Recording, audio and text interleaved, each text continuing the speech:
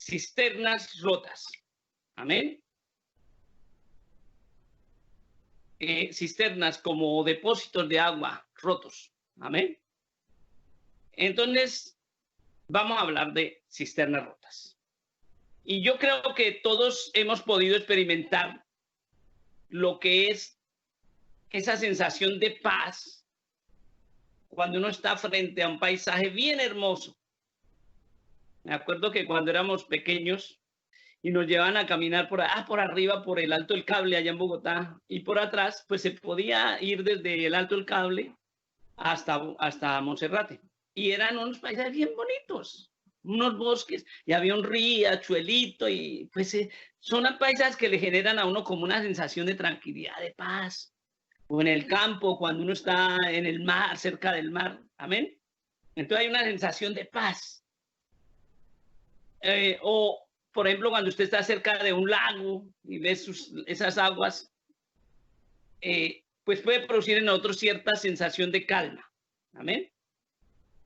Entonces, con esa idea, vamos a leer en San Juan capítulo 4, versículo 14. En el contexto del capítulo está Jesús hablando con la samaritana. Y le dice, mas el que bebiere del agua que yo le daré, no tendrá sed jamás, sino que el agua que yo le daré será en él una fuente de agua que salte para vida eterna. La criatura humana, el ser humano, ha buscado por todos los medios de encontrar satisfacción o realización y sosiego, llenar ese vacío interior. Pero sin embargo, en todo lo que ha buscado no lo ha hallado.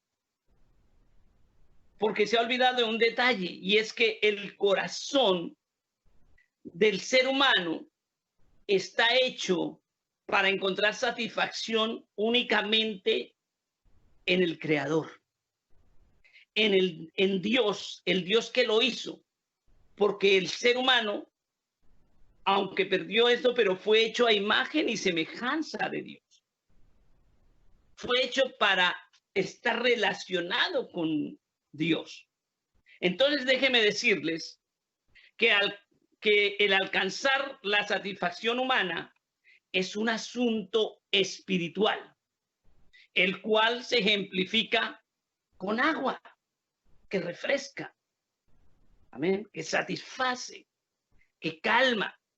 Jesucristo mismo le habla a la mujer samaritana de esa agua de vida, de esa satisfacción que produce el andar en comunión con Dios. Pero, ¿por qué se ilustra de esta manera? Podríamos preguntarnos. Sencillamente porque no hay nada más importante para el ser humano que disfrutar de la paz que trae la comunión con Dios. En el verso 15 de este capítulo que leíamos dice, la mujer le dijo, dame de esa agua para que no tenga yo sed ni venga aquí a sacarla. Por esta respuesta podemos darnos cuenta que la mujer no está entendiendo de qué habla Jesucristo. Ella cree que se trata del agua como ese elemento físico que nos calma la sed. Por eso dice ella, dame de esa agua para que no tenga yo sed. Pero agrega, ni venga aquí a sacarla. Ella sigue y es tipo del ser humano que comúnmente todo lo aterrizamos o todo lo pensamos en el plano material. La mayoría de gente, sin estar juzgando, buscan a Dios por respuestas para cosas materiales. Salud física, prosperidad material, vivienda, cosas temporales. Amén. Porque todo lo aterrizamos, todo lo miramos solamente y lo pensamos desde el plano material. Pero tenemos una dimensión espiritual. Por eso Jesús le está hablando del agua espiritual. En otras palabras, le está hablando de la vida eterna. de algo que no está limitado a nuestro cuerpo. Amén. Esa es la promesa central del Evangelio de Jesucristo, la vida eterna. Sin embargo, ¿por qué muchas veces el creyente, aún el creyente, se siente infeliz y fracasado? Y la pregunta es, ¿por qué? ¿Qué pasó con el agua de vida de la cual bebió cuando comenzó a deleitarse en la verdad de Jesús? ¿Acaso se secó? ¿O es que el depósito, la cisterna, su cisterna de la persona que cae, del cristiano que cae en esta condición, está rota? O quizás será que no bebió del agua de vida. Tal vez bebió un agua parecida, contaminada. En Jeremías, capítulo 2, versículo 13, dice así el Señor: porque dos males ha hecho mi pueblo. Miren la cosa interesante. No le estaba hablando a los gentiles, al mundo que no, le estaba hablando al pueblo de él. O sea, a los creyentes. Porque dos males ha hecho mi pueblo. Me dejaron a mí fuente de agua viva y cavaron para sí cisternas rotas que no retienen agua. Esos eran los dos males. Lo dejaron a Dios fuente de agua viva y cavaron para sí cisternas rotas que no retienen el agua. Pues cuando un cristiano cae en esa condición, no está reteniendo el agua. Amén. Se ha dejado de Dios en alguna manera. Cree que con una sola momento a la semana ya le cumplió a Dios, y no es suficiente, porque Dios para el creyente debe ser tan indispensable o más indispensable que el mismo aire que respiramos. Amén. El profeta Jeremías, por la voluntad de Dios, no solo estaba hablando de esa generación a la que él le hablaba, sino que hablaba a la presente generación, a todos los creyentes, desde ese tiempo para acá hasta que Cristo venga.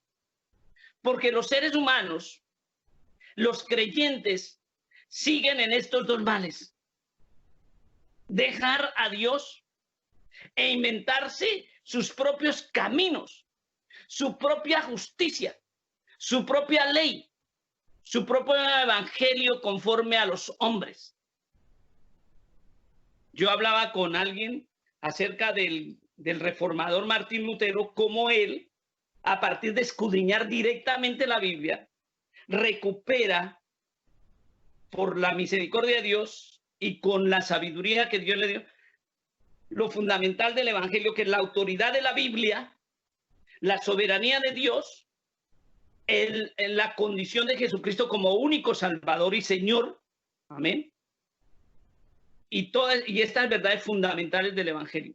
Pero hoy en día, el luteranismo, o sea, todos los seguidores, están haciendo cosas contra los fundamentos de la Biblia. Están ordenando pastores homosexuales y todo esto, que está contrario a... porque se alejaron de la verdad de Dios. Y la Biblia incluso nos dice en otro texto, que se me escapa la cita, dice: mi pueblo pereció porque le faltó conocimiento de la verdad de Dios. ¿Amén? Se dejaron de Dios e se inventaron sus propios caminos. Y a veces nos parece sorprendente que en la antigüedad hayan habido civilizaciones como los griegos, que tenían un dios para cada vicio. Amén. Entonces el dios de la diosa del vino griega se llamaba Ampignosis, o en la versión masculina, el dios Baco de los romanos, o el dios Dionisio. Eran los dioses del vino, de las borracheras. O la diosa griega Afrodita, la diosa de la lujuria, de la atracción física, de lo sexual, del desorden, conforme a cada pasión. Y la humanidad actual está en los mismos. Se inventaron sus propias versiones de Cristo. No conforme a la verdad de Él, sino conforme a las pasiones de ellos. Amén. Sus propios caminos. Y vuelvo, insisto, su propia justicia, su propia ley, su propio evangelio, conforme a sus caprichos y desvaríos. Israel en la antigüedad había comenzado bien, en fidelidad, en pos de Jehová. Y el Señor hace memoria de eso, diciendo a través del profeta Jeremías, en el capítulo 2 de Jeremías, el verso 2, decía así: anda y clama a los oídos de Jerusalén, diciendo, así dice Jehová, me he acordado de ti, de la fidelidad de tu juventud, del amor de tu desposorio, o sea, de tu compromiso matrimonial, de pertenencia, de ser la esposa, de ser el pueblo de Dios. Cuando andabas en pos de mí en el desierto, en tierra no sembrada. O sea, Dios vio que ellos caminaron y pasaron cosas porque amaban al Señor. Amén. Claro, esto lo podemos mirar desde dos aspectos. El primero, a nivel individual, el compromiso de cada israelita con Dios o de cada persona con Dios, pero también a nivel congregacional como pueblo de Dios. Es decir, muchos comenzaron bien y en fidelidad en pos de Dios, en pos de Jehová, pero con el pasar de los días y comenzar a hacer sus propias reflexiones y olvidarse de las verdades de la palabra del Señor, dejaron de beber agua viva y perdieron la dimensión de la realidad espiritual y se envanecieron en sus razonamientos. Amén. Están como muchos líderes hoy en día que vienen y le preguntan a uno, pastor, ¿y cuál es su visión? Espere, ¿cuál? ¿Cómo? ¿Mi visión? Pues mi visión es el evangelio de Cristo. No, pero su visión. Porque ahora, según ellos, es la visión de cada uno, no la visión del evangelio, que es la vida eterna en Cristo. ¿Amén? Así están. Amén. Sus propios razonamientos envanecidos, llegando a pensar que sus pensamientos, su propia visión personal, son más importantes e incluso más correctos que la palabra de Dios. Por eso están diciendo, no, es que amor es amor. Y se olvidan que Dios dijo, el amor es así, no cambia. Y estas son las condiciones de los hijos de Dios. Ah, no, es que Él me tiene que amar como yo soy porque yo soy así. No. Amén. Incluso podríamos pensar, para no tildarlos o para que no piense la gente que estamos juzgando, que muchos sin darse cuenta se han ido apartando de la verdadera o de la verdad y de la justicia para acabar cisternas rotas que no retienen el agua de vida que es Cristo, su palabra, porque Él es la palabra, Él es la verdad, Él es la vida. Pero todas las cosas un día serán puestas a la luz. Así lo dice la Biblia y la Biblia no falla. En Jeremías capítulo 3, verso 23 dice así: así dijo Jehová, no se alabe el sabio en su sabiduría, ni en su valentía se alabe el valiente, ni el rico se alabe en sus riquezas. Verso 24, mas alábense en esto el que se hubiere de alabar, en entenderme y conocerme que yo soy Jehová, que hago misericordia, miren lo lindo, y juicio, que hago misericordia, juicio y justicia en la tierra, porque estas cosas quiero, dice Jehová. O sea, Él da el ejemplo, Él hace misericordia, pero también hace juicio y justicia en la tierra, para que nosotros sigamos su ejemplo, como hijos obedientes. Y entonces aquí es preciso aclarar que hay dos clases de conocimiento. El revelacional, en el que Dios reveló su palabra y ahora la luz del Espíritu Santo nos la hace entender. Amén. Ese conocimiento revelacional proviene de Dios. Y hay otro conocimiento, el natural o racional, que es el resultado directo de la desobediencia. Cuando Adán y Eva comieron del árbol de las ciencias del bien y del mal, nos dice en Génesis 3, y conocieron que estaban desnudos. Y a partir de ese conocer, la humanidad fue desarrollando, como lo dice Platón y Aristóteles, con sus teorías del conocimiento, todo el conocimiento humano. Amén. Pero con esa sabiduría no se llega al conocimiento de Dios, lo dice la Biblia. Ahora bien, no se puede negar que la humanidad, a través de ese conocimiento intelectual, producto de la desobediencia, ha llegado a descubrir muchas cosas. Inventos, ciencia, han surgido a partir de la filosofía como madre de las ciencias, han surgido diferentes saberes, diferentes ciencias, diferentes disciplinas. Pero también en la cuestión de las creencias han surgido muchas, no solo ideologías, sino doctrinas, muchas teologías y muchos tratados. Pero ninguno, escúcheme bien, ninguna de ellas ha podido satisfacer los vacíos del corazón y del alma del ser humano. Porque la humanidad, lejos de Dios, no puede solucionar ni los más elementales problemas para que le traigan paz interior, por lo menos. No es que Dios esté a favor de la ignorancia o del alfabetismo o pelee con el conocimiento humano, no. Es que Dios quiere que usted y yo comprendamos que para conocerlo y llenar nuestro vacío, para tomar del agua de la vida, necesitamos del conocimiento revelacional de Dios y su palabra. Y entonces estaremos en la fuente de agua viva, porque lo más importante, escúcheme bien, lo más importante es prepararnos en los asuntos espirituales, porque son asuntos de vida eterna. Todo el mundo decimos que estamos esperando a Cristo, todos los creyentes, pero ¿realmente lo estamos esperando como una de nuestras prioridades? ¿O está en un segundo plano? Lo manejamos como una idea nomás.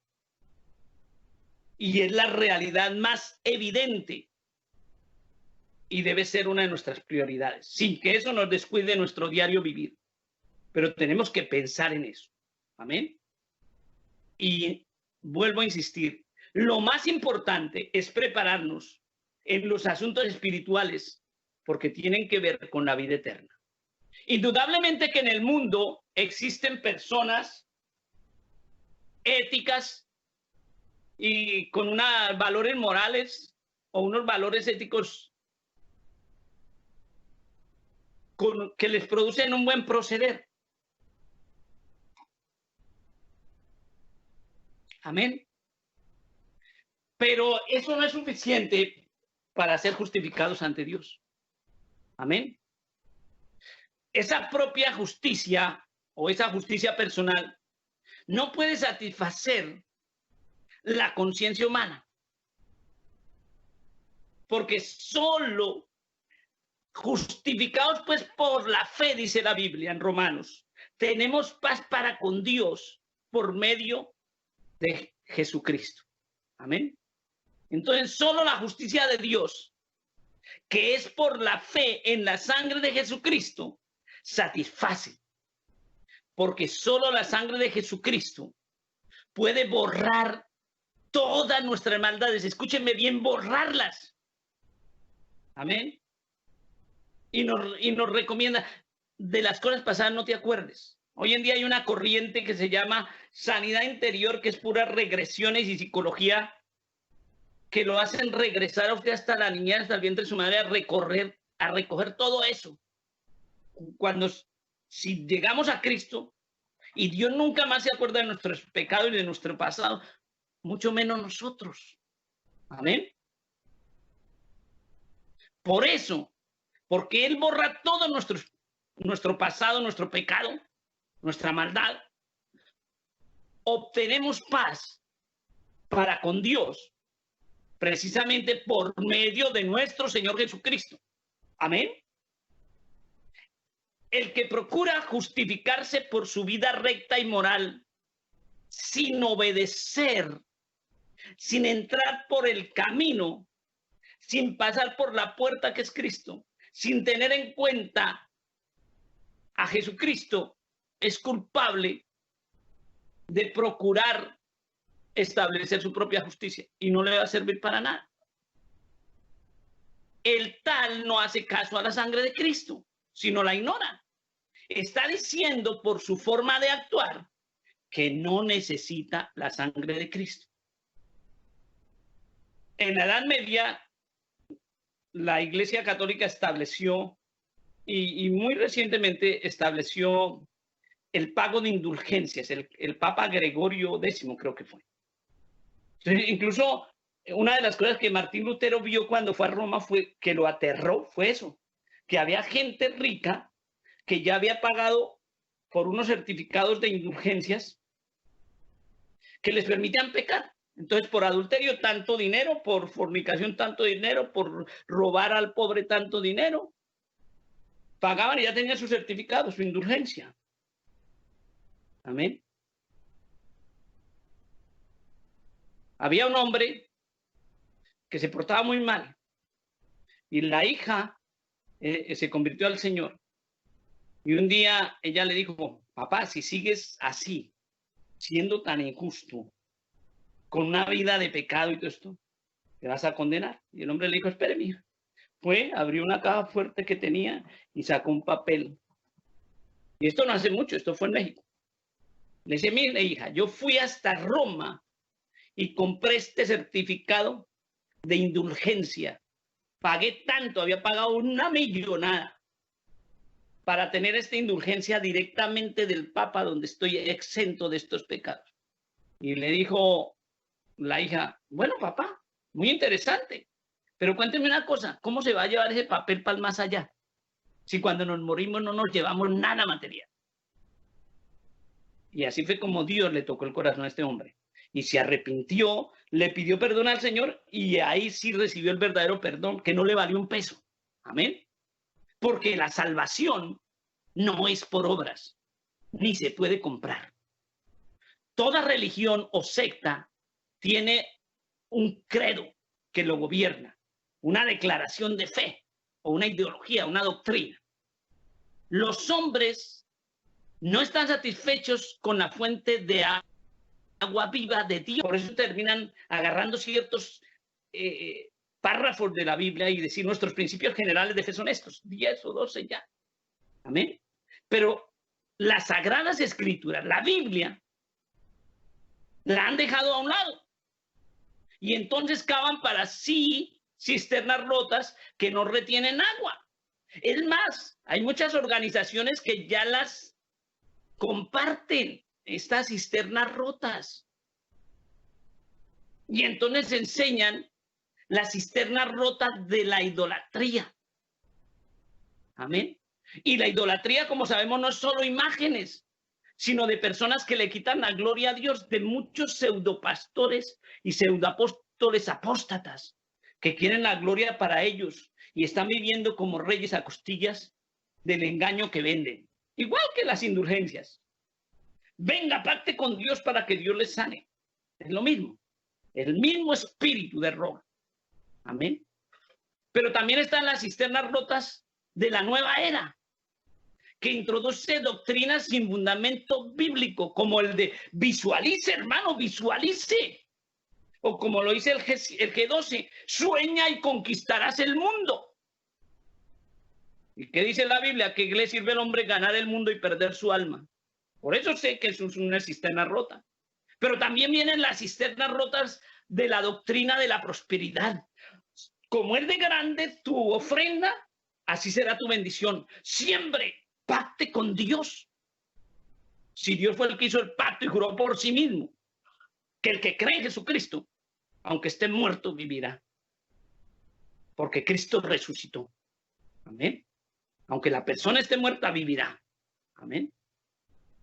Pero también están las cisternas rotas cuando los líderes tienen privilegios, como en cierta secta nacida en Colombia, donde los dirigentes andan pregonando que son la monarquía de Dios, que la líder es la reina del reino de los cielos. Imagínense eso.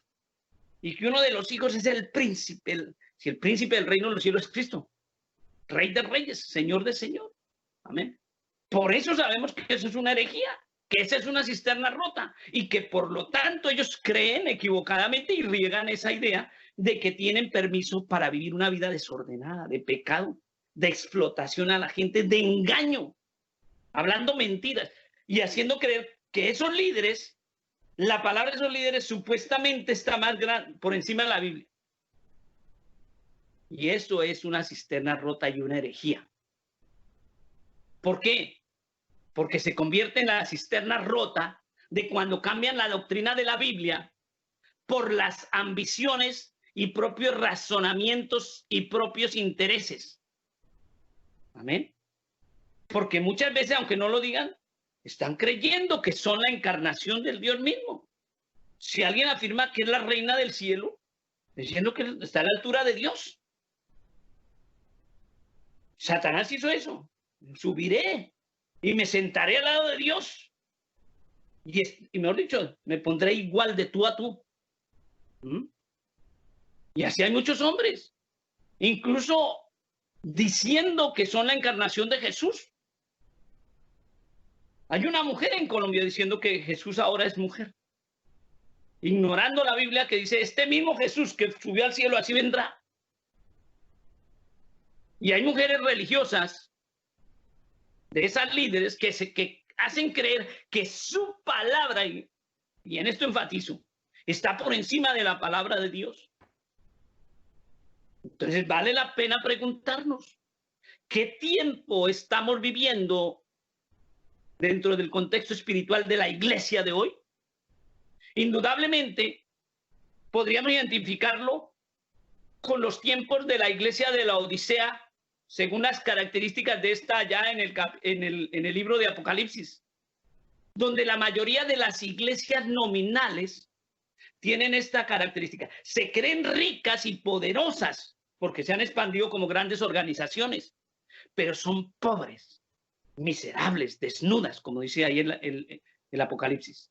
Son cisternas rotas porque no han retenido el agua de vida, que es la verdad de Cristo. Ya el Señor Jesucristo lo anunciaba a través del apóstol Pedro en Segunda de Pedro, capítulo 2, verso 10, que dice, y mayormente aquellos que siguiendo la carne andan en concupiscencia e inmundicia y desprecian el señorío, atrevidos y contumaces, no temen decir mal de las potestades superiores. Verso 14. Tienen los ojos llenos de adulterio.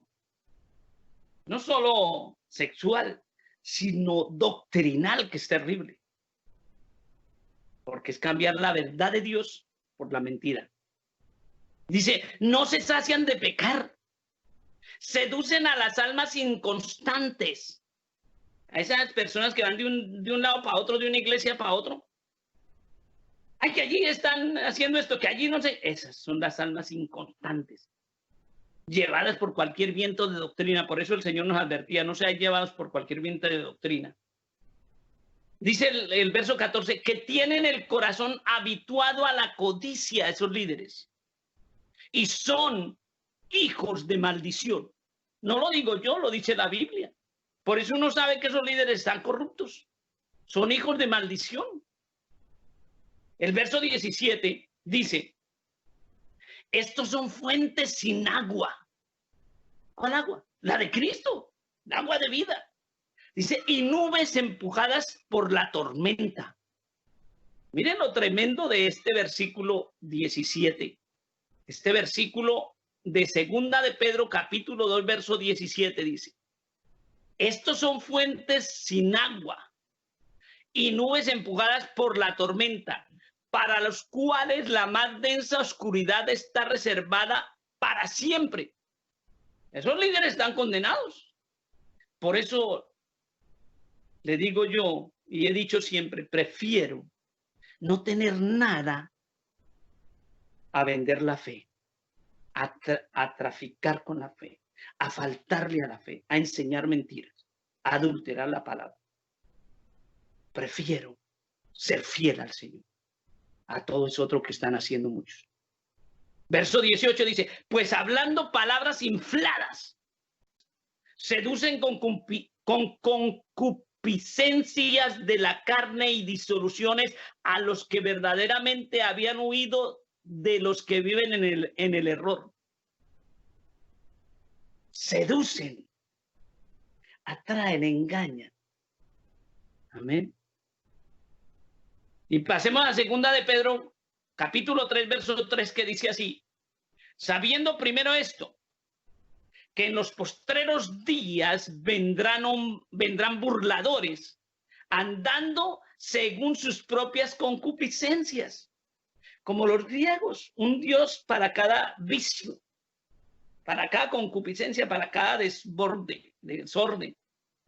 Hoy no tenemos un Dios para cada, pero sí tenemos unas versiones de Cristo distorsionadas, que es lo mismo, porque no son fieles a la verdad de la Biblia, al Cristo resucitado. Andando según sus propias concupiscencias. Y el verso 4 dice, y diciendo, ¿dónde está la promesa de su advenimiento? Su segunda venida. Lo más terrible es oír pastores de grandes congregaciones diciendo eso. ¿Qué? ¿Cristo no viene? O como me decía uno a mí, no, que va a venir. Si cuando él dijo que vendría, que se pondría al frente de la iglesia, no es que va a venir, sino que la va a dirigir a través de las personas que él escoge. Otro que dice, no, yo cuando era pequeñito, decían Cristo viene, estudié en la primaria, el bachillerato, la universidad, me gradué, y no ha venido, eso no viene. Eso es los que dicen, ¿dónde está la promesa de su advenimiento? Porque desde el día, dice el capítulo 4 de Segunda de Pedro, capítulo 3, versículo 4, dice, porque desde el día en que los padres durmieron, todas las cosas permanecen así como desde el principio de la creación. Ahora bien, en medio de ese panorama apóstata de los últimos tiempos en que vivimos, porque todas esas tergiversaciones, todas esas cisternas rotas y todas esas doctrinas chuecas nos hacen ver eso. Estamos viviendo tiempos donde la apostasía se está manifestando. La pregunta sería, ¿cómo nos conservamos como cisternas que retienen el agua viva? Vamos a hallar la respuesta en la palabra, en la Biblia. En San Juan capítulo 7, verso 38, dice así, el que cree en mí, como dice la Escritura. O sea, no es creer como yo quiero o como dice el líder, sino es creer en Cristo como dice la Escritura. De su interior, el resultado de creer en Cristo, como dice la Escritura, es que del interior de la persona que cree así, correrán ríos de agua viva. Ya no tendrá que ponerse al pie de un riachuelito para oír el agua y sentir la paz, sino que esa fluirá de su interior. Amén. Verso 39. Esto dijo del Espíritu que habían de recibir los creyentes en él, pues aún no había venido el Espíritu Santo, porque Jesús no había sido aún glorificado. Amén. Cuando ya Cristo se glorificó en el Padre, Desde el día de Pentecostés el Espíritu Santo vino para que todo aquel que en Cristo cree pueda recibir el Espíritu Santo. Creer en Cristo, como dice la Escritura, y de nuestro interior que corran ríos de agua viva, que haya paz en medio de la tormenta, que haya amor para amar incluso al enemigo, que haya perdón que sobrepase toda ofensa. Amén. De manera que el creyente que recibe la promesa del Espíritu Santo debe mantenerse en comunión con la verdad de Cristo y retener la Biblia para vivirla, para volverla a acción, vivir conforme a esas pautas del Evangelio de Jesucristo. Porque en esa medida en que la apliquemos a nuestra vida, es como la retenemos, contenemos el agua de vida. Y así es como se va a evidenciar que seguimos siendo cisternas de agua de vida. ¿Cómo se va a evidenciar? Gálatas 5:22. Dice así: mas el fruto del Espíritu es amor, gozo, paz, paciencia, benignidad, bondad, fe. Verso 23, mansedumbre, templanza. Contra tales cosas no hay ley. Así se evidencia que somos cisternas que retenemos el agua de vida que es Cristo. Cuando producimos el fruto del Espíritu en nuestro diario vivir. No es cuando hacemos llover fuego del cielo o cuando trazamos líneas de fuerzas de poder para que nadie se nos acerque. No, no. Es cuando producimos el fruto del Espíritu. Hermano y hermana, amados hermanos en Cristo, el Señor quiere que en todas nuestras acciones cotidianas, insisto, hermanos, y siempre insistiré hasta que Cristo venga, manifestemos el fruto de su Santo Espíritu como nuevas criaturas realmente en Cristo Jesús, porque ese es el atractivo de la nueva vida. Esa es la evidencia, esa es la identidad del verdadero cristiano, del verdadero cristiano espiritual. Y eso es lo que nos permite reflejar a quien vive en nosotros espiritualmente hablando. En otras palabras, eso es lo que nos permite reflejar a Cristo para testimonio al mundo de que el que está en Cristo, nueva criatura es. Las cosas viejas pasaron y aquí todas son hechas nuevas. Somos y estamos siendo hechos hijos de Dios porque recibimos a Cristo como nuestro Señor Salvador y creemos en su nombre. Como dice Juan 1:12. Usted y yo hemos sido llamados a ser cisternas de agua de vida, a retener el agua de vida que salte en nosotros para vida eterna en Cristo Jesús.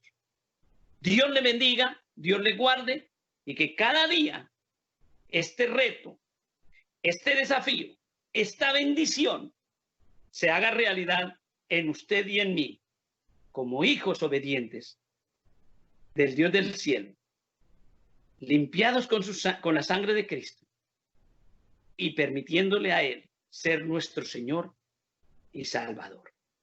Dios le bendiga, Dios le guarde y hasta la próxima oportunidad. Amén.